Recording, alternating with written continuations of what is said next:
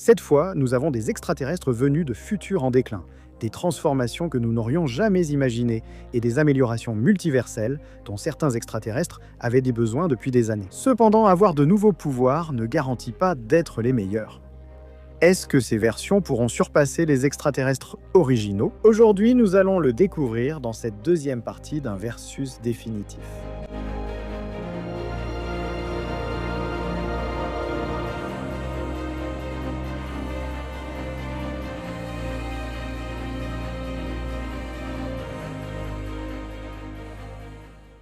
Le premier extraterrestre à être comparé est Blox.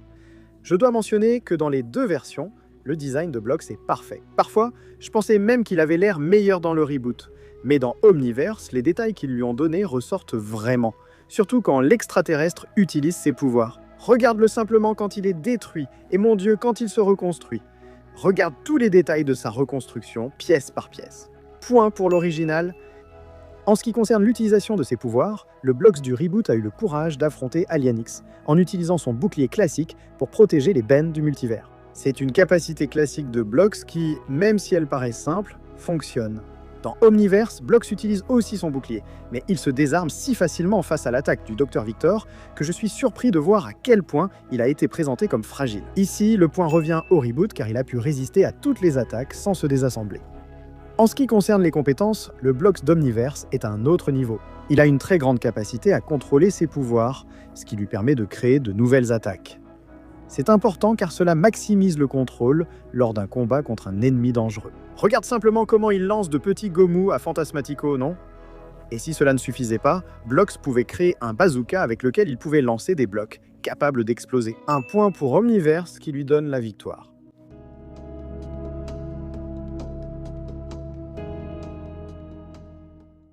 Le prochain extraterrestre que j'ai comparé est le singe Monoarania de Ben 10,010. En termes d'animation, qu'est-ce qu'il est moche, ce Monoarania, dans ce futur. Sa transformation laissait beaucoup à désirer, et en plus d'être comique, elle faisait vraiment pitié.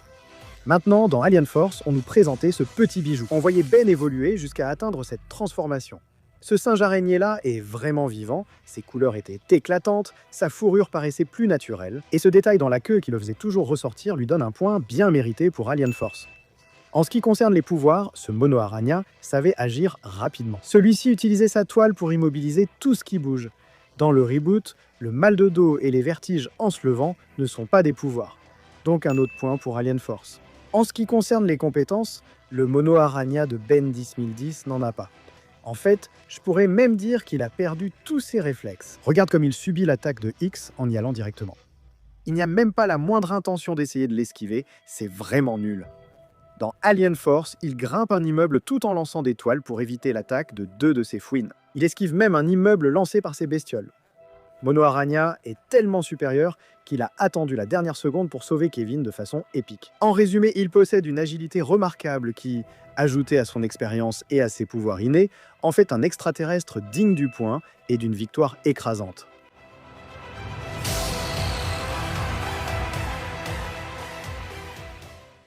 La fin du reboot nous a réservé la grande surprise d'introduire Gwen, 10 et aquatique.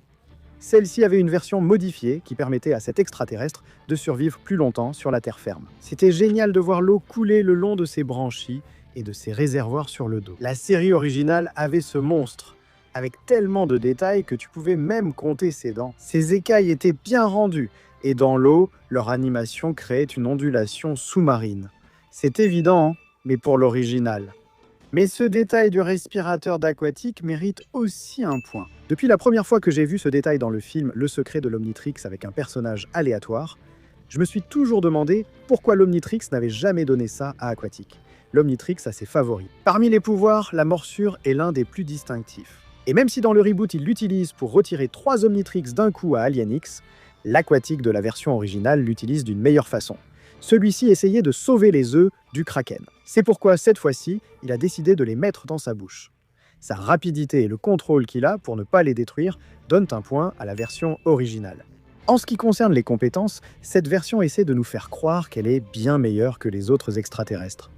Mais il a fini au sol 3 fois. Dans la version originale, Aquatic évalue vitesse et distance pour attaquer ses voleurs par surprise. Dans l'eau, il est extrêmement rapide et utilise sa queue en un instant. De plus, il est intelligent, fort et calculateur. Donc point et victoire pour la version originale.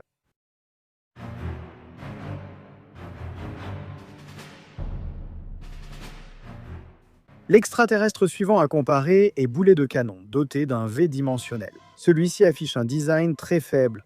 Présent dans toutes les saisons en tant qu'extraterrestre, il manque de détails. Regardez l'original les gars, ses yeux oranges, et même la traînée que laisse l'extraterrestre quand il tourne. Non, point pour l'original. En ce qui concerne les pouvoirs, les deux utilisent leur rotation pour essayer d'attaquer, de se défendre, et même pour se déplacer. L'original maîtrise mieux son utilisation, exploitant l'attaque ennemie pour agir et retourner celle-ci à son avantage. Dans le reboot, c'est décevant de le voir simplement se retourner au lieu d'utiliser sa capacité. C'est donc un point évident pour l'original. Regarde, les compétences en disent long sur leur porteur et dans le reboot, ils n'avaient pas le meilleur. Celui-ci s'est fait battre par un Céleste parce qu'il ne l'a pas pris au sérieux. Le Cannonball que nous connaissons tous sait encaisser une attaque et se préparer pour que cela ne se reproduise plus. De plus, en tant que bouclier vivant, il sait comment protéger les autres, comme il l'a fait dans ce cas avec Grand-Père Max et Gwen. C'est un point et une victoire pour l'original.